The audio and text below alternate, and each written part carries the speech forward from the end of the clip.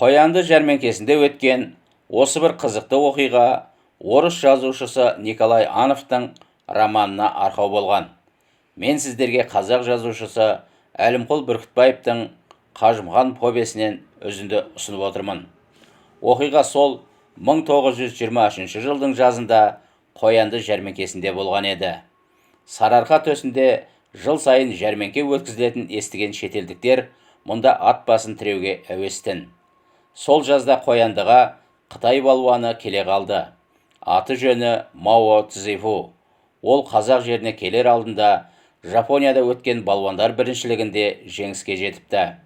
Ақын Иса киіз үйдің төрінде термені желдіртіп отыр. Үйге бір шетелдік бас сұғып, біздің балуанымыз Мао Цзефу Азия жеңімпазы болып шықты. Егер сіздердің балуандарыңызды жеңсе, біз оны әлем чемпионы деп атаймыз, деді. Бейтаныс кісінің мына сөзіне елең ете қалған Иса: ол балуандарыңыз Үндістан, Корея, Сингапур күрескерлерін жеңген жоқ па, солай емес пе, деп бастырмалата жөнелді. Ол Токио циркінде өткізілген Азия чемпионаттарында жеңіске жетті. Сол чемпионатқа сіз атаған елдердің балуандары қатысқан болатын. Солай деңіз, сіздердің балуандарыңыз Азиядағы балуандардың ең күштісі болғаны ғой. Иә, күшті болмаса, біз оны мұнда алып келмес едік. Осында келер алдында Ленинград циркінде жеңіске жетті. Ұмытпасам, Богатырев, Хамутов, Самсонов, Разумов деген балуандарды ұтты. Қажымұқанның мұнда екенін қайдан білдіңіз? Ленинградта бір балуан айтты. Сол күннің өзінде Қытай балуаны жайлы алып қашты сөз бүкіл елдің аузында еді. Бұл сөзді Қажымұқан да естіді. Ол Исаға: достым, мен адам танитын балуанмын. Мао Цзефу өте күшті қарсылас көрінеді. Оның үстіне соңғы жылдары мен кілемге шыққан жоқпын, деп өз жайдан хабар берді. Кілемге көтерілмесе адам қарайып қала ма, Қажеке? Дәл солай Иса. Иса үрейлене бастады. Мао Цзефумен болған әңгімені айтар-айтпасын білмей састы. Исаның бір нәрсені жасырып тұрғанын сезген балуан: Иса, түрің бұзылып тұр ғой, деп сұрады. Жоқ, әншейін, өзіңіз ғой мені ойландырып тастаған. Қажымұқан мырс етіп күліп жіберді. Қытай балуанын көріп, үрейлерің ұшып жүрген жоқ па? Иса не дерін білмей тосылып қалды. Ой, Қажеке, мені қинамаңызшы, өзіңізге бәрін белдес аяқталған соң айтып берем. Қажымұқан далаға шықты. Құмырсқаның илеуіндей құжынаған жұрт балуанды көріп соңынан ерді. Кең далаға кілем жайылып, бетіне мата төселді. Кілем үстінде бір Қытай, бір Совет төрешісі қолдарына ысқырғын алып орналасты. Кілемді қоршап, айнала отырған елге балуандарды таныстыру рәсімі басталды. Күреске дүние жүзінің чемпионы Қажымұқан мен Азия чемпионы Мао Цзефу шығады. Қажымұқан төсіне қолын қойып, елге иіліп сәлем берді. Қытай балуаны да Қажымұқаннан көргенін қайталап, жан-жағына иіліп жатты. Иә, Қажекеңнің тілеулестері көп еді. Шіркін, туған жерде күрескенге не жетсін?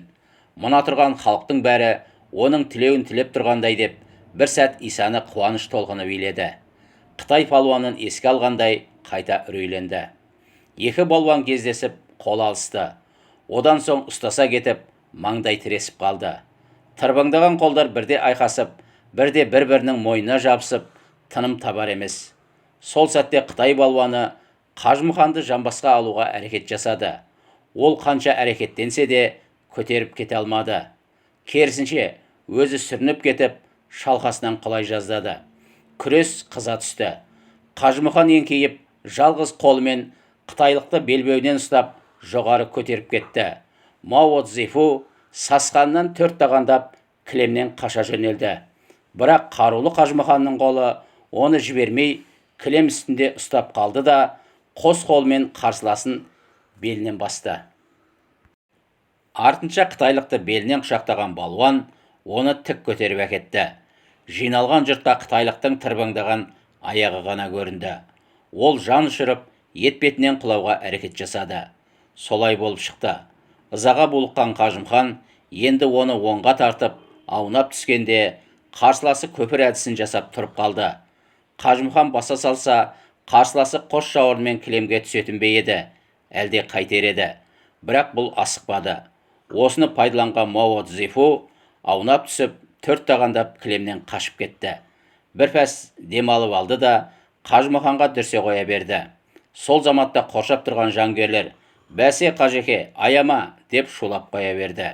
Күрес енді қыздау дегенде төрешілер ысқырып үзіліс жасады.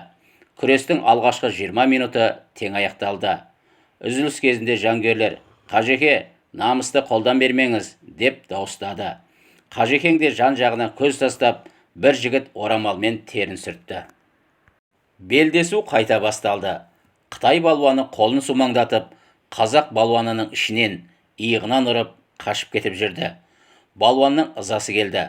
Сол сәтте ол жүгіріп келді де, қытайлық балуанның белбеуінен ұстай алды да, солға лақтырып жіберді. Бірақ Қытай балуаны қайта көпір жасап тұрып қалды. Қажымұқан өз қарсыласынан әлде қайда әлеуетті еді. Бірақ акробатша иілгіш Мао Цзефу орасан зор ептілік көрсетіп, ұршықтай үйіріліп, кесірткедей жорғалайтын. Қажымұқан өз қарсыласының әдісін енді түсінген сияқты. Қытайлық шабуылын жылдам жасап, шаршатып барып жығуды ойлады. Қажекең үшін ең ауыр кезең енді басталған сияқты. Тек шыдаса екен деп, ел қытайлықтың қарқынды шабуылынан қорқа бастады. Оның үстіне қонақ балуан жас еді. Қажекең 52-де болатын. Сол бір сәт Қажекең сәл тыныс алмақшы еді. Соны пайдаланған Мао белінен құшақтап алды. Міне кірпік қаққанша Мао есебін тауып, қазақ балуанын көтеріп әкетті де ұршықтай иіріп жіберді. Шулап тұрған ел үнсіз қалды. Мыңдаған көз балуандарға қадалып тұр. Мао алып балуанды қаңбақ құрлы көрмей жүр. Әлемде Қажымұқаннан күшті балуан жоқ деушілерге бұл ақылға сыймастай көрінді. Жиналған жұрттың құты қашып кетті. Мао кенеттен Қажымұқанды кілемнің үстіне тастап жіберді. Мыңдаған адам ақылай уһілей бастады. Қоянды даласы күңіреніп кетті. Ел сасқанынан көзін жұмды. Масқараға душар болатындай көрінді. Қажымұқан көпір әдісін жасап үлгерді. Бар күшін салған қытайлық балуан оның жауырынын жерге тигізбек болды. Жиналған халық қалшиып қалды.